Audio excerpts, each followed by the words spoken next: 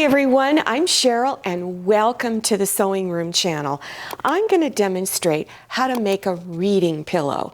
Now what's different about this reading pillow versus other pillows that I've done for reading is it has extra pockets down here. So you can insert your book that you're currently reading up here, and then whatever else like your glasses, maybe a marking pin, a bookmarker, anything you want to insert up here. Also, it's got a little handle on it. Now let me show you one more. Now this one I made for a child. So I tried to use fabric, and it's for a boy. I thought I would use fabric that he would like.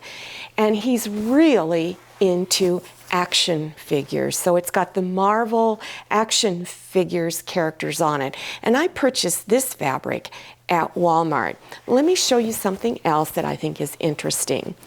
This book is about my nephew, Carlos III. His nickname is 3, that's what they call him. And he suffers from a condition known as EB, which is epidermolysis bullosa. This disease causes the skin to blister and erode. My nephew has the rarest form.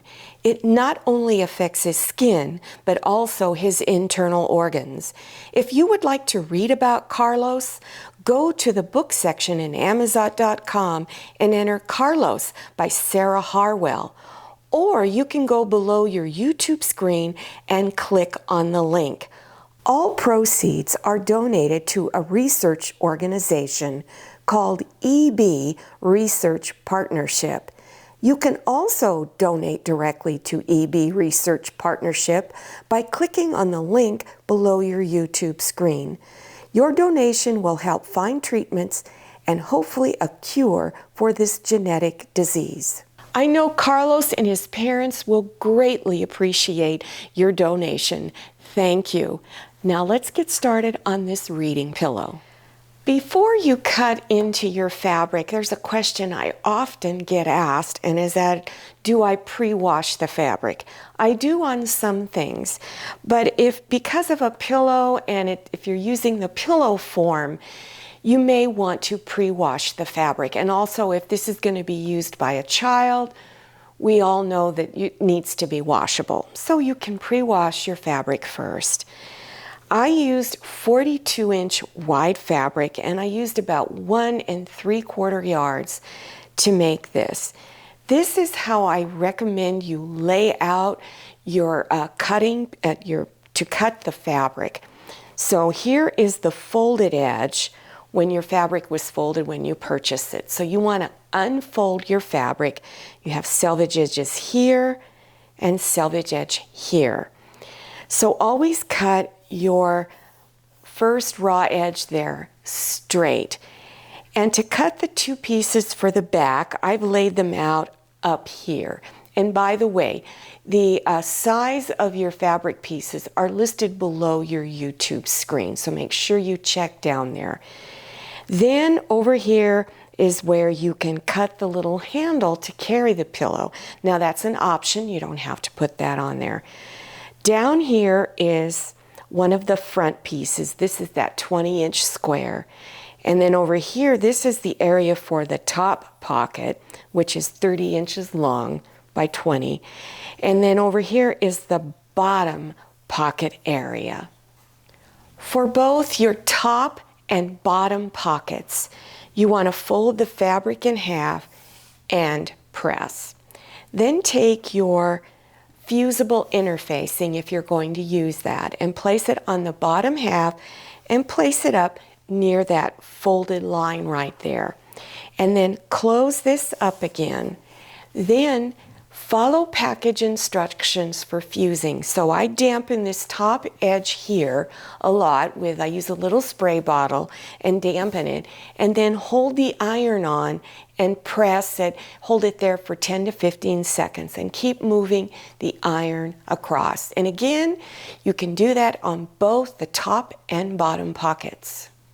If you are going to do an embroidery machine design on it like I did here, I did 3 little hearts, You don't want to cut your fabric the exact size that is in the recommendations for cutting fabric. You want to use an extra large piece of fabric, place it on your hoop, and do your stitching. Then take it off and cut it appropriately.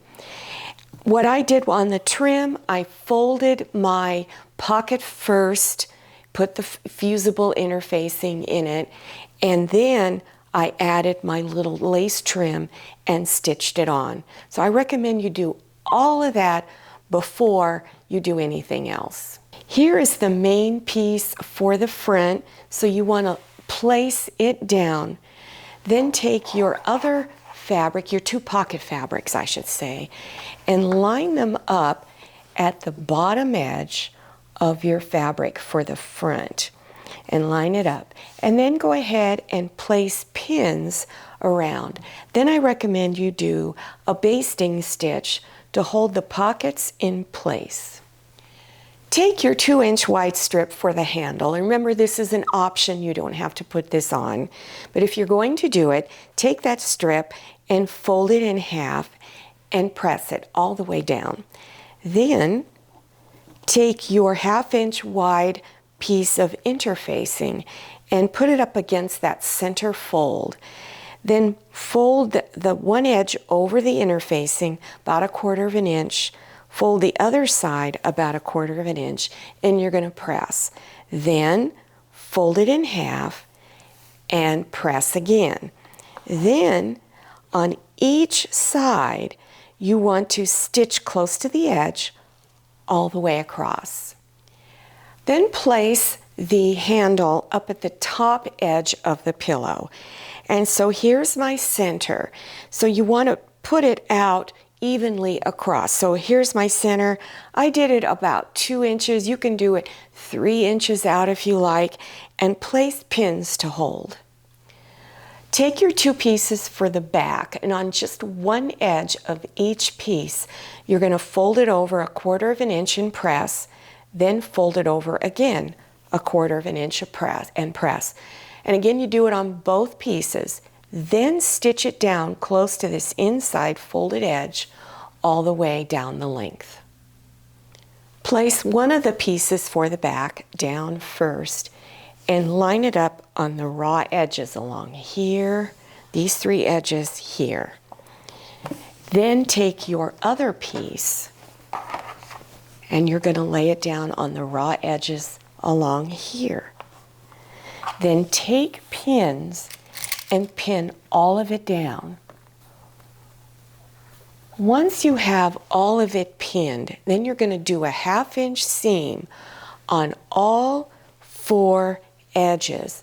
Make sure you backstitch where the 2 pieces cross or overlap each other, because this is a stress area. Also, your handle is up here, so you want to make sure you backstitch over that area. After stitching all around the sides, then you want to go to all 4 corners and trim some of the fabric off. This will help the corners lay a lot nicer. So I trim it down to about 1/8 inch wide. I first cut across that way. Then I go just a little bit on each side of the point. And again, do that on all 4 corners. Now open it up and turn it front side out. Now open up the flap and then insert your pillow. Well, here it is. It's all done. Now, if you're going to use polyfill stuffing and not a pillow form, don't overstuff it, because then it's going to be too hard to put everything in. So when you're using the pillow form, your cover might seem a little loose, but that's okay. Once everything is inserted, it's going to tighten up a lot.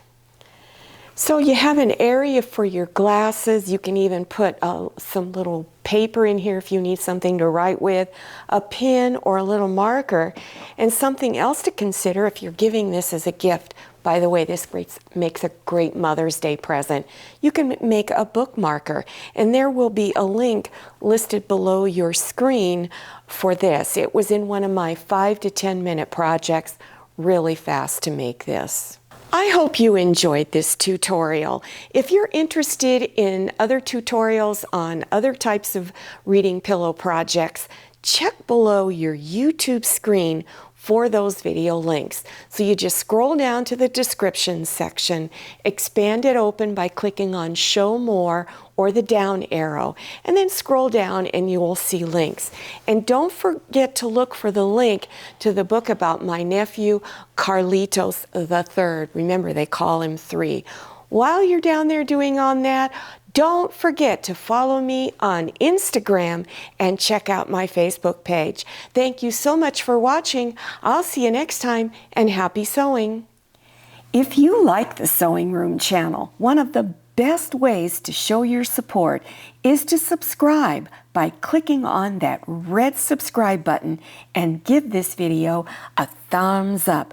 And don't forget to click on share to share this video with your friends. And make sure you click on the bell so you receive notifications for all my new videos.